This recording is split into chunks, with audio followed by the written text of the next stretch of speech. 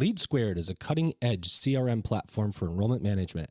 With Lead Squared, you will deliver a seamless student experience, streamline admissions processes, lower costs, and increase retention. Schedule a demo at leadsquared.com.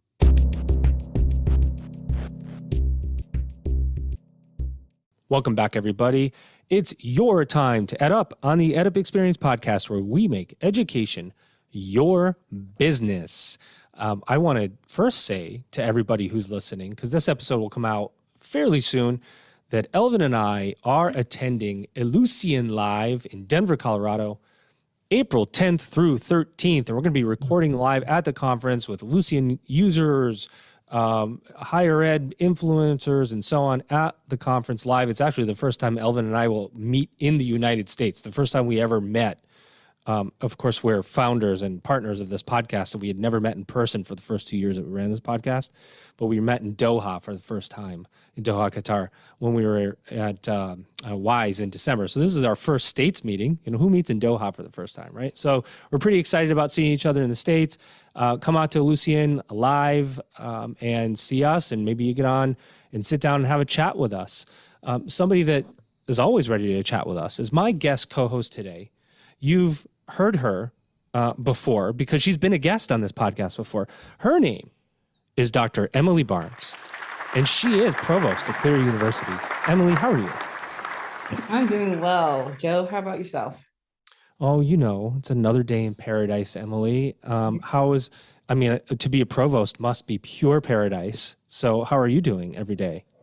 You know, it's a very dynamic role, but, I try to keep it lively and have as much fun as possible during the day.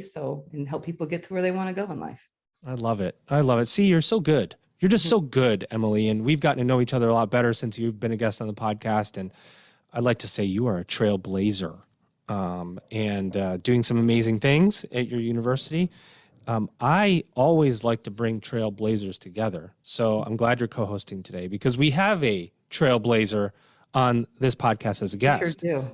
And I was like, how should I introduce him? I don't know what, I was looking through my sound effects. I'm like, I don't know what I have here. And then I found one and I felt it was perfect. Here he is. Ladies and gentlemen, his name is Dr. Mark Lombardi and he's president at Maryville University. Yeah. That's the yeah button. Mark, what's going on? How are you doing? Yeah. Good. How are you? Good. Very good. If I can get a smile or a laugh at the beginning of this thing, then it's bound to go well. Mark, I think if you're in this industry, you've heard of Maryville University, but higher ed, there's always varying degrees of knowledge. Maybe some people haven't heard of Maryville University, but for whether we have or we haven't, level set for us. What do you guys do at Maryville and how do you do it? Great. Well, we're a comprehensive university, actually celebrating our 150th year. We're also the third fastest growing private university in the United States, well over 10,000 students. And comprehensive meaning undergraduate, graduate degrees, doctoral degrees. So we have all of that. I think what your listeners need to know is we've been at the forefront really of the digital transformation of higher ed. And we move fast, nimble. We operate more like a startup, really, than a university. We seize initiatives, whether it's in the digital transformation space, one-to-one space, AI, data analytics, what have you, and apply those to the higher ed model. And that's been probably one of the main reasons for our success. In addition, a faculty that has really embraced the digital revolution, and that's pretty rare in education these days. So we're very, very proud of their leadership. It's one of the reasons why during the pandemic, we were able to transition into the online space pretty seamlessly with a couple of bumps here and there, but we were able to do it very effectively on that platform that we had built. So it's a dynamic university with a lot going on, a lot of change and a lot of forward momentum, and it's exciting. How do you become, all right, so give us the formula without giving us the secret sauce, of course. How do you become the third fastest growing private university in the U.S.? What do you attribute that success to, if you could pick out a couple of things? Well, I think we've always had a really strong nursing program here for many, many years. And so when we made the decision several years ago to move into the online space, we said, look, if we can do it in nursing at a very high quality, and as you know, in the nursing profession, there's an external validation of your education. You know, it's the pass rate, board rate, and placement rate, and so forth. So we knew if we could do online in a high quality way with our nursing program, we could do it with anything. And our nursing faculty did an outstanding job of converting some of our undergraduate and master's level MSN programs. And those took off, and the growth there was huge.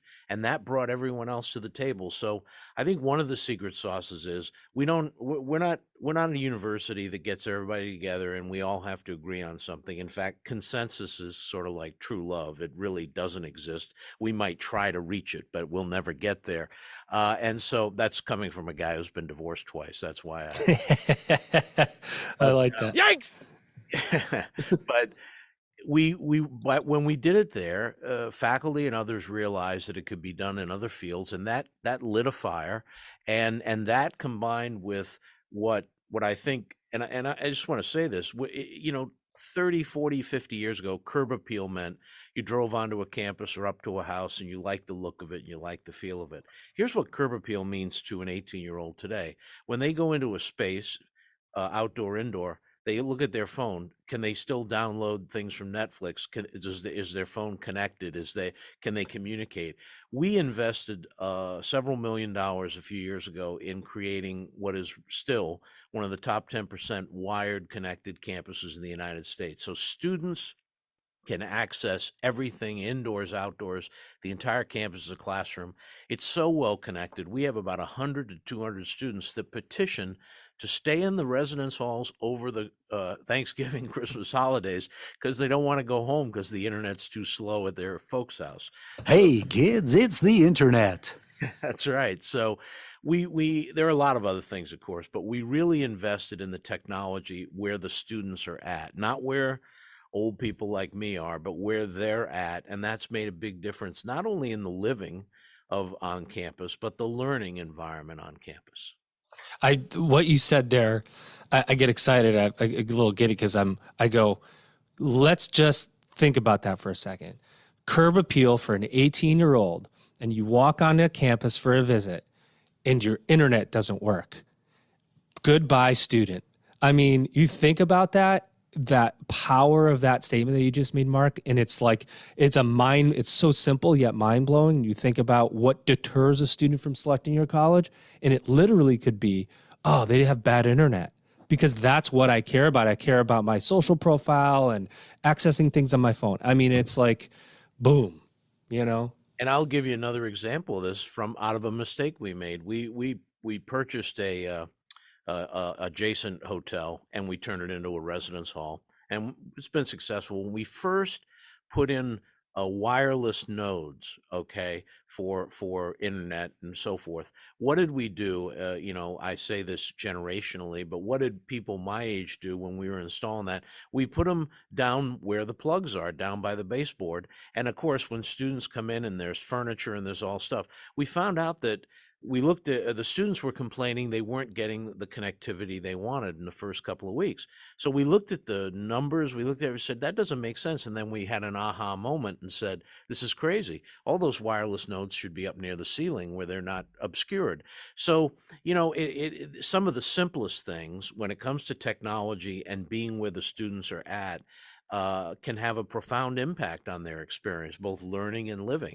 And I think if you had to, and again, it's not one variable, but if you had to say, why are we leading in a digital transformative way as far as in terms of other universities?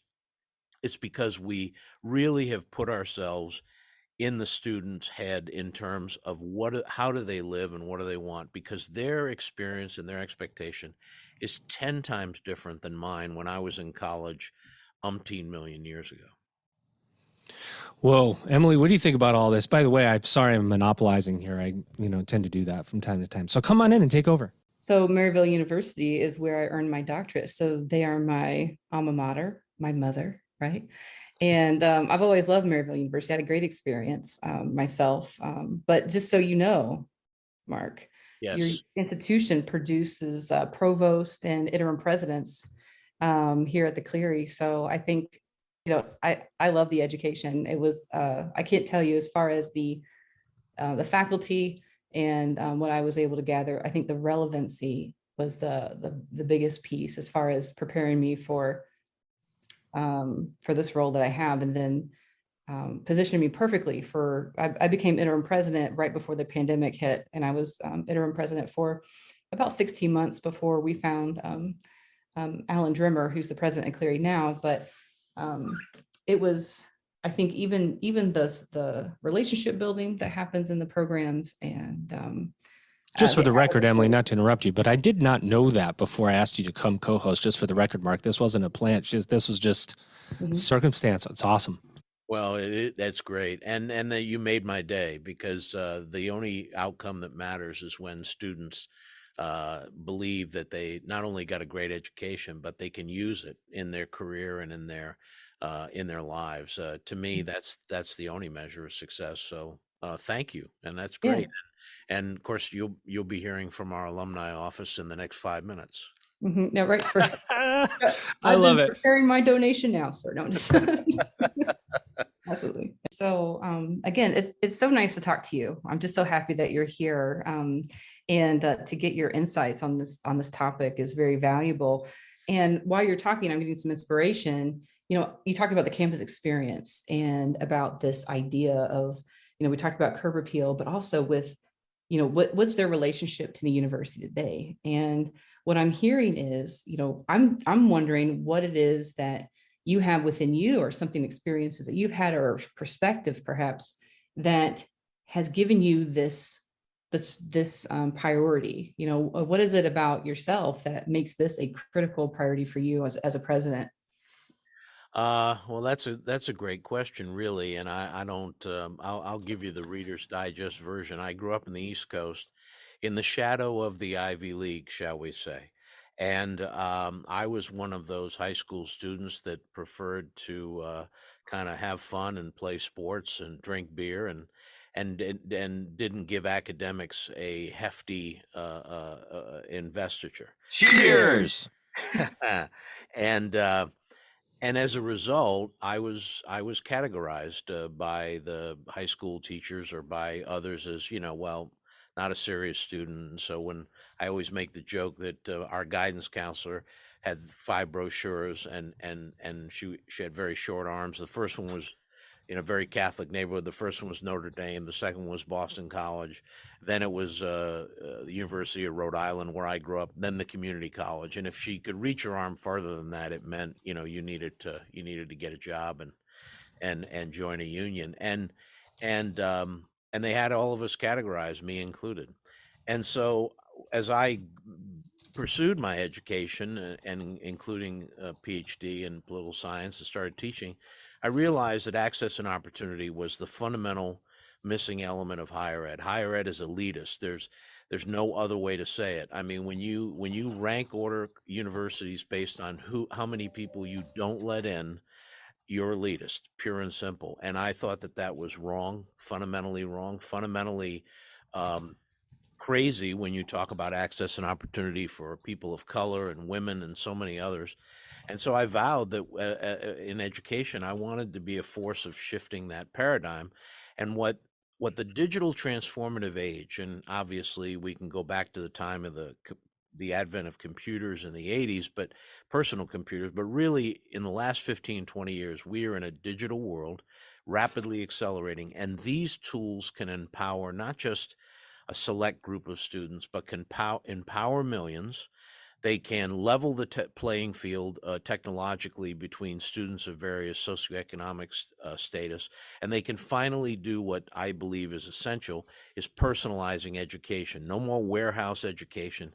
Education should be built around the student, not the other way around. And so for me, the digital tools are essential, whether it's AI, data analytics, the connectivity we've been talking about. Those things are essential to democratize knowledge and education, expand opportunity.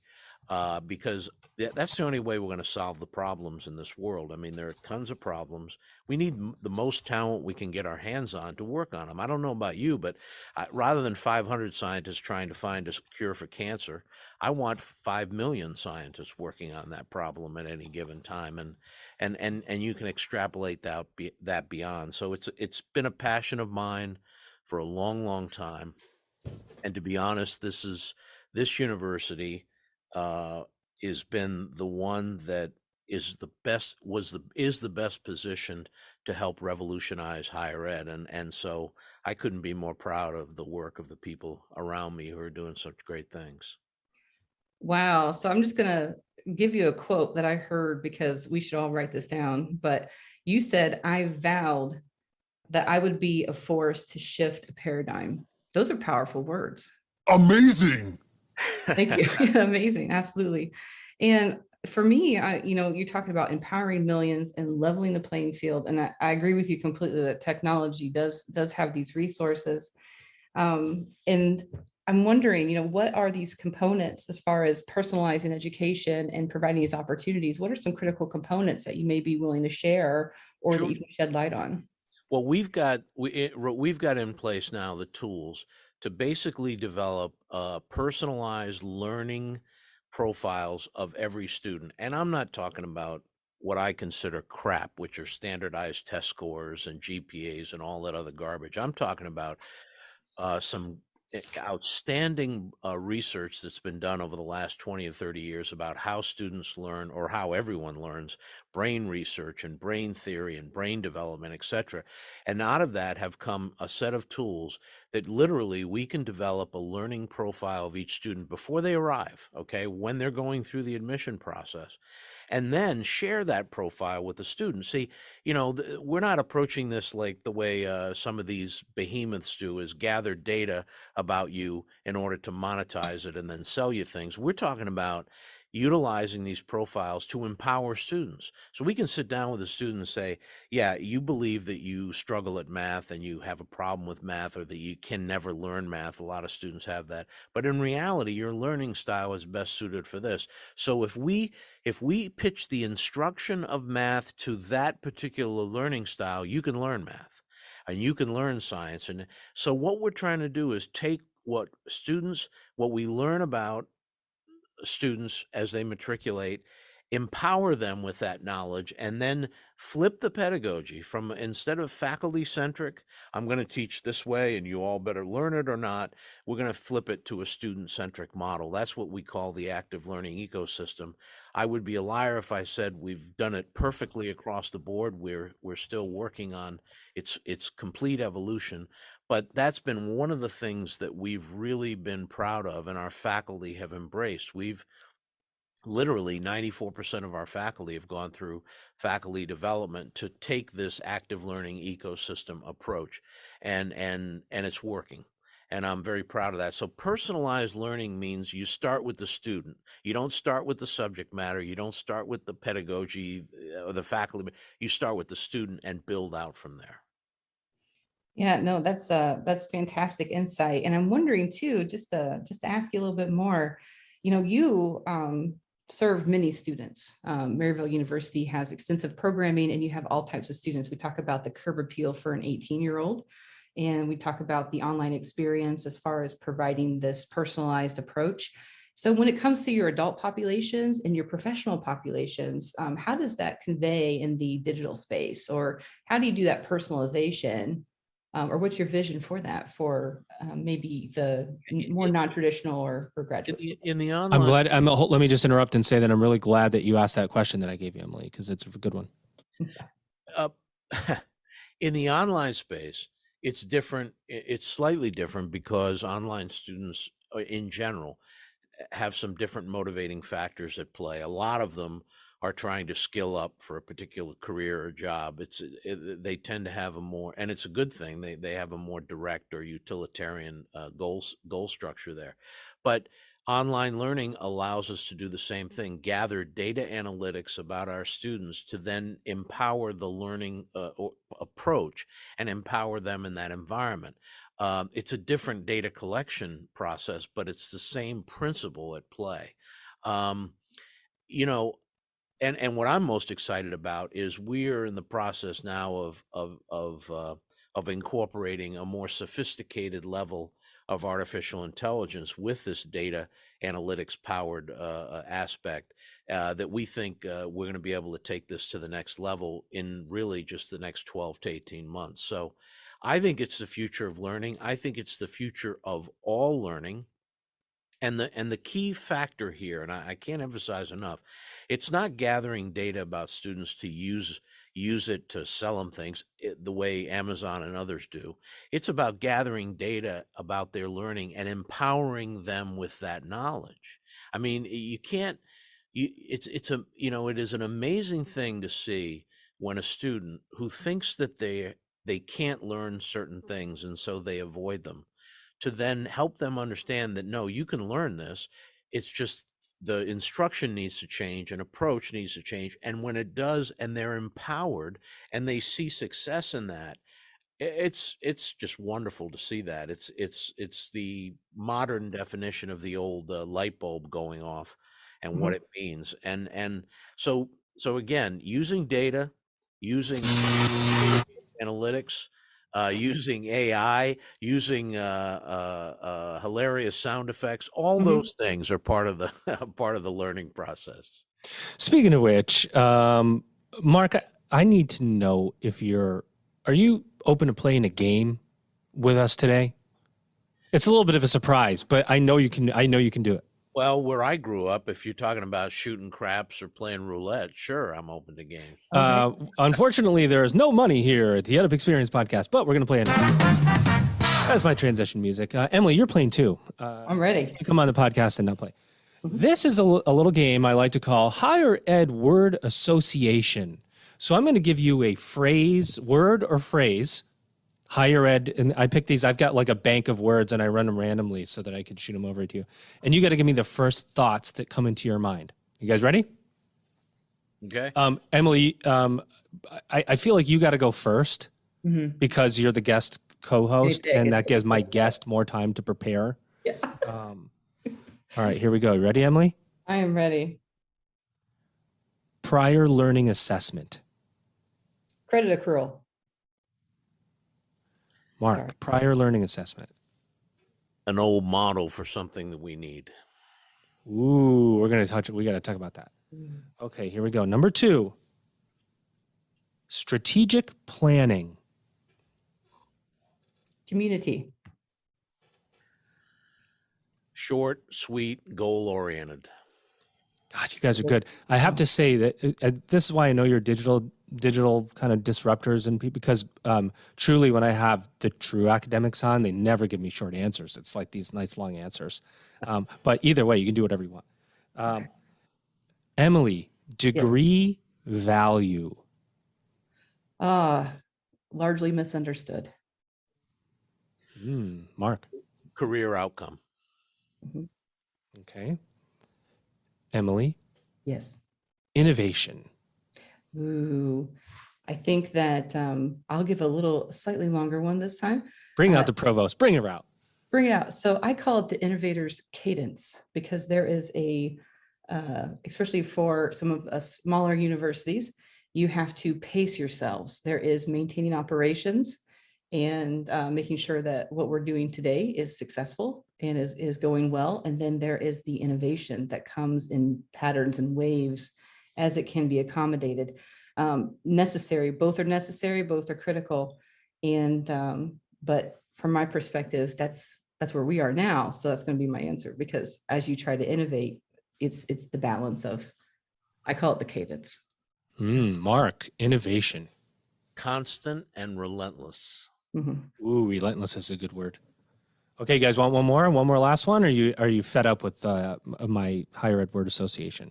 I like it. Mark, do you like it? Yeah, it's fun. I like it. Yeah. Educational technology, Emily. Oh, I think that I like what Mark said before, which is constant and relentless. and opportunistic. I like it. Student-centric. That's all that matters when it comes to educational technology. There you have another episode of Higher Ed Word Association with your players today, Emily Barnes, Mark Lombardi. Good job, guys. Mark, I listened to your podcast, by the way, Disruptor in Chief, that you have at Maryville. You're good on the microphone, by the way. So I think you're a natural podcaster. One of the things you said in your, I don't know if it was your second year first up on the website, and it was one of the first things you said was that the single vision of using digital tools of tomorrow to revolutionize higher education was the purpose and the entire point of the podcast and a point of how you operate. Talk to me about that, because it was a very intentional way you said it, the way the words were organized and the way you said it. Is this a mantra of yours? Is it a part of the vision of the university? Tell me why that phrase is so important. Oh, yeah, I think it's a very important part of the vision and an important element of everything we do. You know, every industry, it doesn't matter what it is, and I apologize to those of you listening, but education is a business because people pay us money and they can go elsewhere. So it is a business. And in that context, it's not a business to get the stock price up. It's a business to make the world better by educating people. Right? That's right. And so that approach is very, very, very prescriptive and very central to who we are, because every business is behind the times. Okay, what I mean by that is whether it's the newspaper business or manufacturing industries, car manufacturers, etc. And it's not a human frailty. It's just that they're always operating with a model that's either 10, 20, or in some cases 50 or 100 years old. We live in a world of rapid digitization. You cannot measure evolution and change in this century in terms of years. We measure it really in weeks and months. And for that reason, you have to be relentlessly innovative, and you have to be focused on the tools of tomorrow, because the tools we have today will become antiquated in a matter of months. I mean, it's fascinating to me at every university that I've been associated with or known or whatever, that so many people, good people, really knowledgeable people, want to sit on what they know and use the tools they've been using for 20 years, and not realizing that the students that are coming to them are radically different than the students that came to them 20 years ago. I remember at one point we were doing some amazing things here, and a now retired faculty member said, "I didn't sign up for this 30 years ago." And he's a friend of mine, and I was able to say to him, "Look, I'll call him Joe. Look, Joe, it's not me, but it could be Different Joe. Nobody signed up for anything today 30 years ago, because nobody could envision tablets and smartphones and on and on. So it reflects the fact that the cultural mindset of higher ed has to shift, not just the digital tools, not just all these things we've been talking about, but the mindset around change and innovation and the world we're in today. You know, the students that are coming to Maryville right now pretty much do not remember a time where they didn't have a tablet and a smartphone and they weren't connected to the world around them. Think about that in terms of the difference between those young people and their experience and the experience I had growing up in the 60s and 70s, for example. I mean, it's not just night and day. There's a universal distance there, and so we've got to always be thinking of the next set of tools and always be working to implement them. 100%. I'm glad you agree, Emily. Well said. I agree 100%. What do you think about that, Emily? Because you're doing that work right now. Well, LeadSquared isn't only an enrollment CRM. It's a technology that will allow you to optimize your entire front-end student lifecycle by providing decision makers with real-time customizable dashboards. Forecasting, measuring, and optimizing for key activities will increase retention and revenue, and LeadSquared will lower technology costs simultaneously. Not only can LeadSquared align with existing admissions processes, but the technology will also help you innovate beyond what you thought was possible. The ability to access data on your phone will keep you connected, and when you add in the world-class customer service, Lead Squared transcends being a technology. It's an experience. Check them out at leadsquared.com. Let me tell you, so we're really, I want to know more, I think from Mark, because what I've heard you say over and over is, you talk about your faculty and how proud you are of your faculty. And you talk about digital transformation, innovation, and, technology and innovation are constant and, always presenting a new opportunity. And how do you stay relevant? So with your faculty in mind, how have you inspired, or maybe perhaps how do they inspire you as far as their willingness and the role that they play in this massive digital transformation that you're creating for students? Well, when I meet with other academics like yourself, Emily, and others, that's a fundamental question, right? Because faculty in general are not known for, as groups, to be the most forward change agents, right? They're usually reticent, not against change, but they want it to go slow and carefully and incremental, et cetera, et cetera. And I'll just lay it out for you, because I've been here 15 years. What we did were some interesting things. First of all, we identified all the innovative faculty we already had on this campus who were doing amazing things, and maybe they didn't know each other, and maybe people weren't aware of what they're doing. And then we elevated them. I call them Pied Pipers, but they were the people that were already using iPads and already doing this and already doing that. And then we had a couple of faculty who were leaders really in learning theory about how students think and learn differently, and we elevated them. So we got peers who were already in this space, and we basically said, you all are doing amazing things. We want to really highlight you. Then what we did was we launched several initiatives. We didn't ask permission. We didn't form a committee to meet for 5 years to decide whether or not technology was good or bad, and all that other. What do you really think about committees, Mark? We'll save that one. Hello. I think I served on a ton of committees when I was a faculty member, and I can honestly say that not one of them has anything that went on in there that of any great memory or value for me. When I hear committee, when I have a bad dream at night, it's usually that I'm stuck on the curriculum committee back in the 1990s. That's usually my anxiety dream. But anyway, so, we pilot these things and we elevate these faculty and we test things out, and we don't say to everybody, you must do this, you must do that. We say, look, a group of people are going to be doing this, and if you're interested, come join us, come join. And what we found, when peers are doing amazing things, a lot of faculty are curious, they want to learn more, and they want to experiment with it with the support of their peers and their colleagues. And that's what we created. I'll give you one innovative thing we did, Emily, that I think everybody should do. Every university, when they do faculty workshops or whatever, what do? You get a brown bag lunch, and if you're lucky, $50, and show up at this time. Yikes!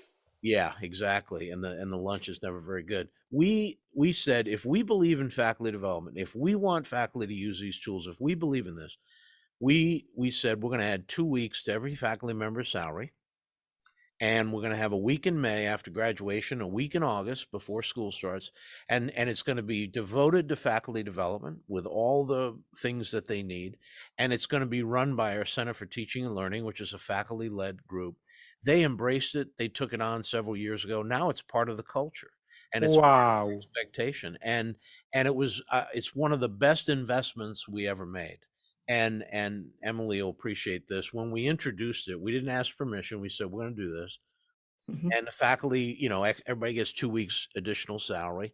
And there were a few faculty who came to me and said, this is a great idea and it's wonderful. We just wish you'd have asked us first before you did it. I said, well, mea culpa, enjoy, and they embraced it. They've taken it on. They've built, they call it 1 week real week, 1 week perspectives week.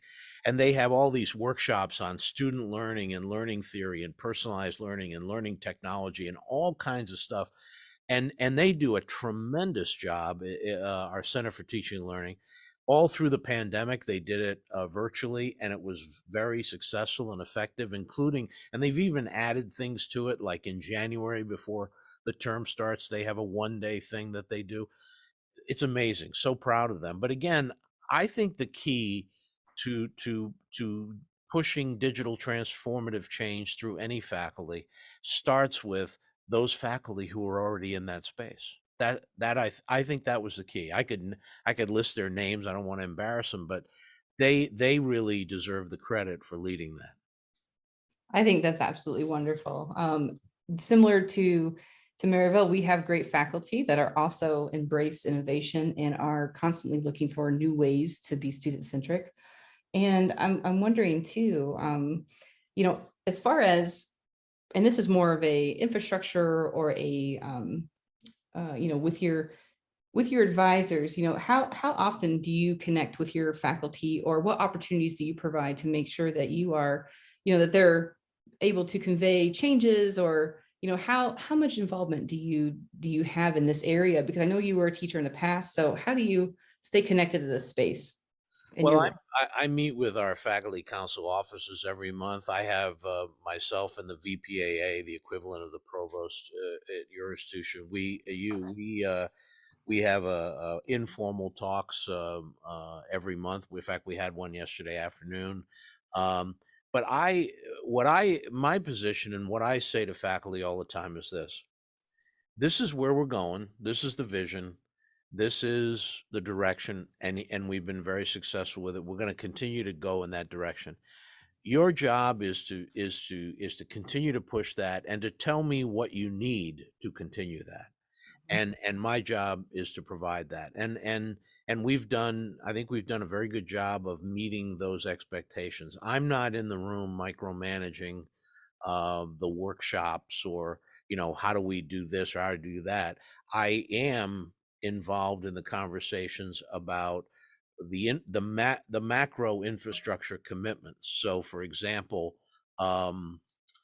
we're going to be renovating and expanding our academic complex over the next couple of years. So, I'm involved in things like, okay, let's get away from the idea of designated specific classrooms. Let's talk to architects who can do all kinds of multi-purpose rooms where you can move walls. And I've spent a lot of time out at Apple at Cupertino and seen how they're able through architecture to create amazing learning spaces without them being designated and empty for, you have a lab that's empty most of the time and it's only used. So I'm involved in that level of maximizing the use of the infrastructure.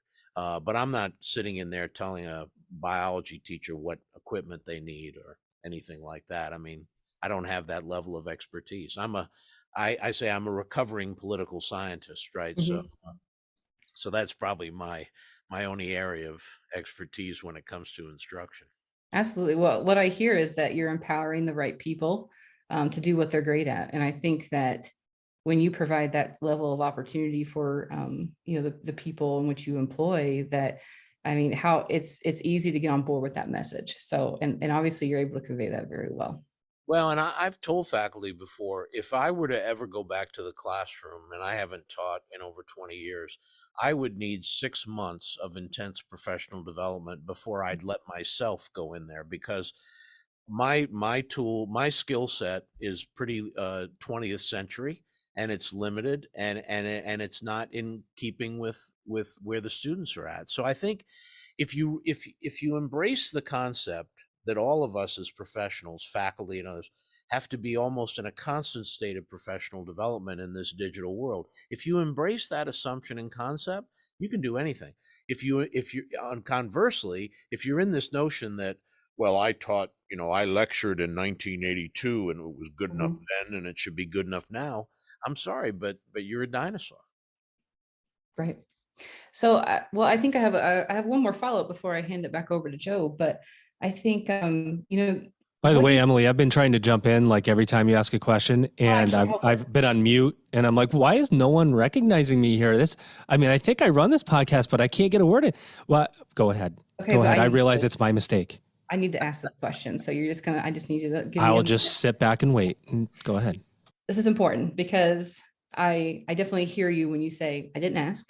Right. We didn't ask for permission. Even when you talked about meeting with your faculty, my first thought was, well, did you ask the Senate if it was okay to talk to your faculty? Right. Because some institutions are still wired that way.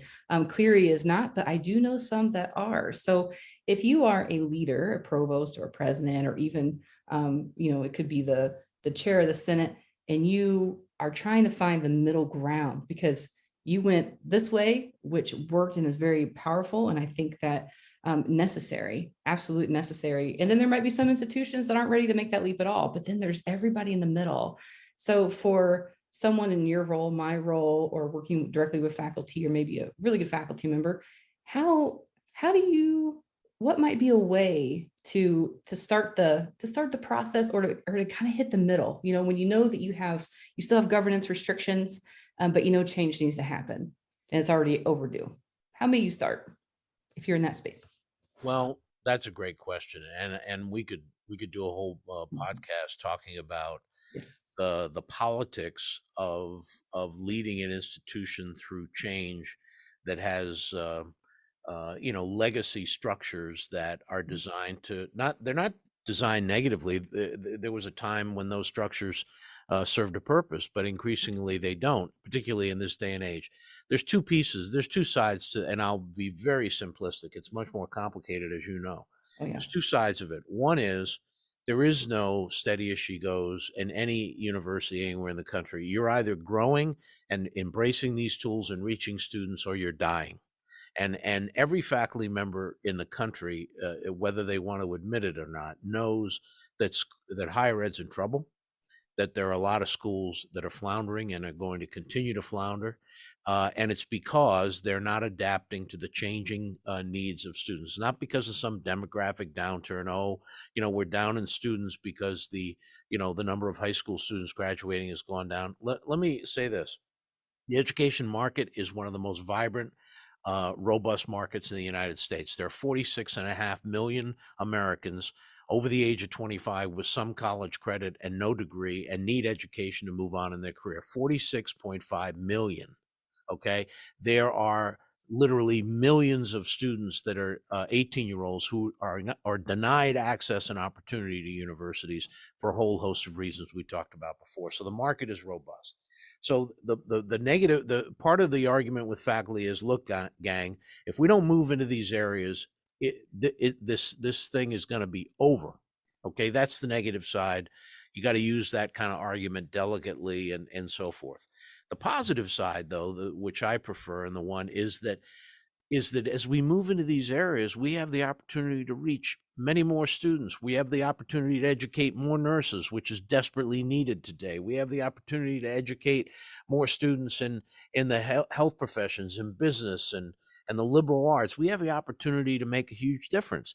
And most of the faculty that I've encountered in my career as an administrator and as a colleague want to educate students, and they want students to be successful. And so I think it's a combination of those arguments, but it's also this. Everybody wants to be part of a winning team. I don't care who it is.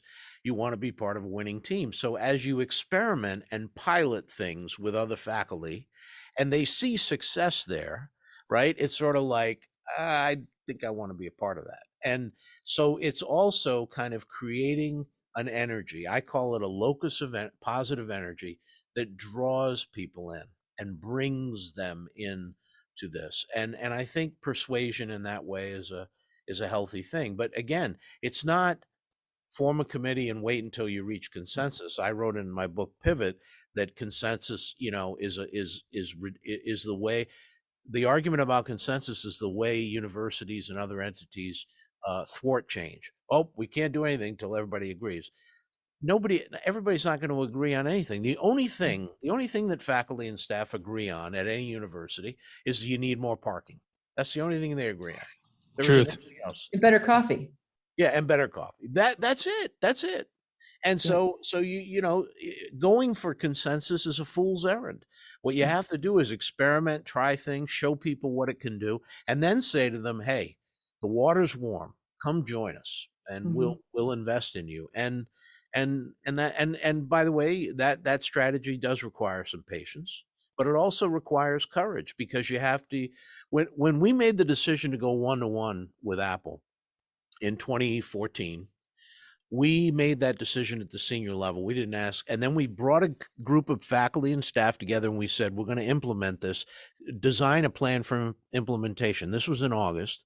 And I said, we need the plan by December 1. And they said, it's impossible. It's going to take us a year and a half. I said, no, you don't understand.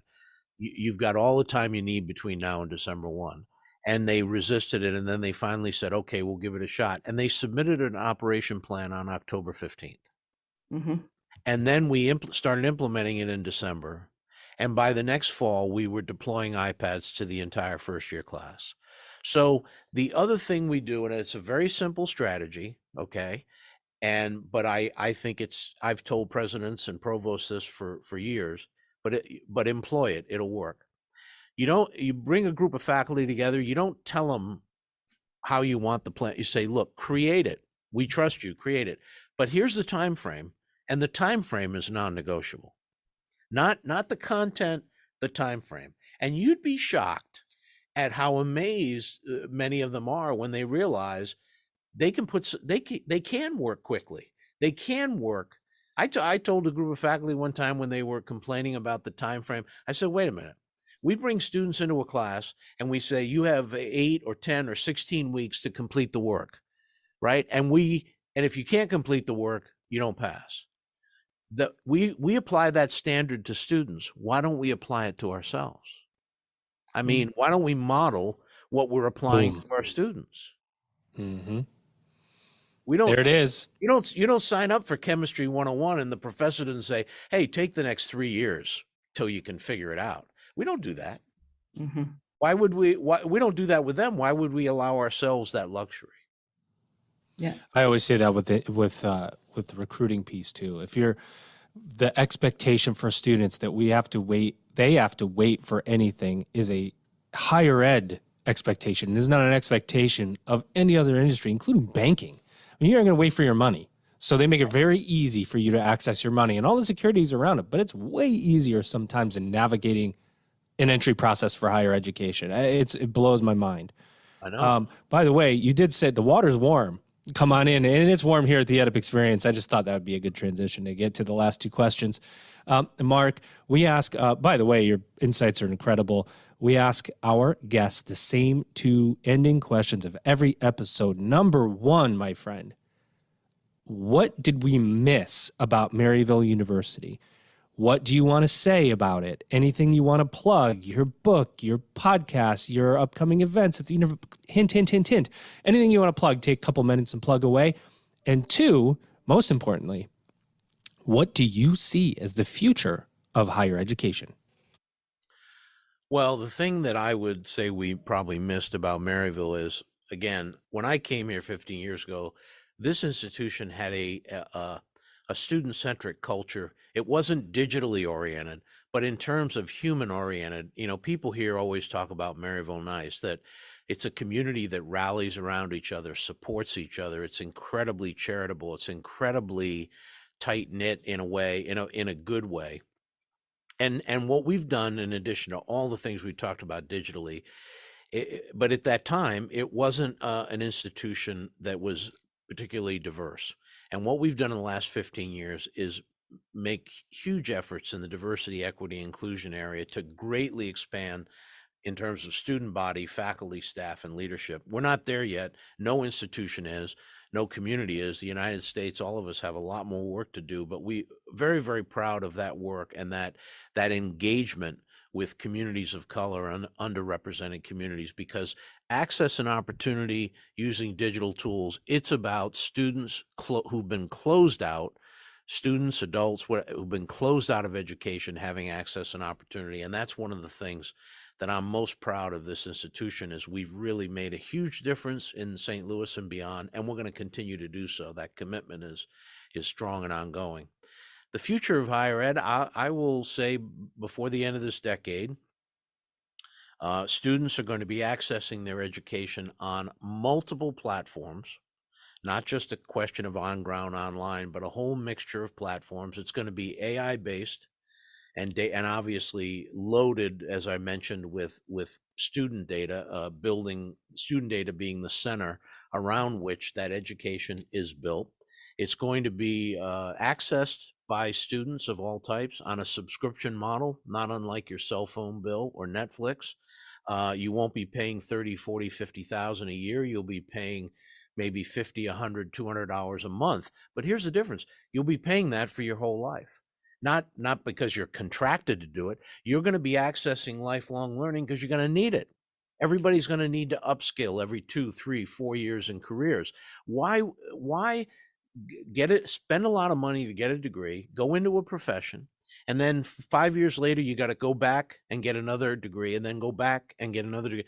Why not have access to that upskilling on a consistent basis? Just like, again, and I'm not trying to be flippant here, just like your Netflix app or your other accounts where Amazon, where you have a steady stream. And by the way, all these things are pushed out. So let's say you're an accountant and you're going to have to upskill in the next couple of years. Maryville will be pushing out to you all the ways that you can develop and get those upskilling through Maryville or other sources, and make learning what it always should have been: lifelong and accessible, and not exclusionary from a price standpoint, because the business model of higher ed is fundamentally broken and needs to be changed. And this is an area that Maryville is really moving into rapidly in a lot of ways that I can't talk about right now, but I'll be able to talk about a little bit down the road. Do you think you'd talk about them first here on the EdUp Experience or on the Disruptor in Chief podcast? Just want to clarify. I don't know. It depends. We haven't really strategized about that yet, but maybe a co-branded release on both platforms. You never know. You never know. It's always possible. Well, there you have it, ladies and gentlemen. I would tell you, this has been an incredible episode of the EdUp Experience, the amount of insight that we have all gained from a trailblazer, Dr. Mark Lombardi. But first, before I let him go, I have to thank my guest co-host today, Dr. Emily Barnes. Oh, that's the wrong one, Emily. This one. Dr. Emily Barnes. She's provost at Clear University and a good sport. And thank you for your first co-hosting episode here, Emily. You're a guest, now co-host. And it was with Mark. Thank you for being here for it. Yeah. Well, I'm not going to applause Mark. I feel like he gets enough applauses. I've got to let him go in this way. Dr. Mark Lombardi, he's president of Maryville University. Yeah. Yes, sir. There he is. Mark, it's been an honor to have you. Oh, it's been a pleasure. I enjoyed it. Thank you very much. Ladies and gentlemen, you've just EdUp'd. The Lead Squared integrated CRM functionality will put your institution at the front end of marketing and enrollment strategy by delivering a streamlined admissions process. Capture student interest, segment your audience, create student engagement workflows, and even integrate with your student information system to create longitudinal key performance metrics you've always wanted. You can do all of this and lower your technology costs. Check out leadsquared.com for more info.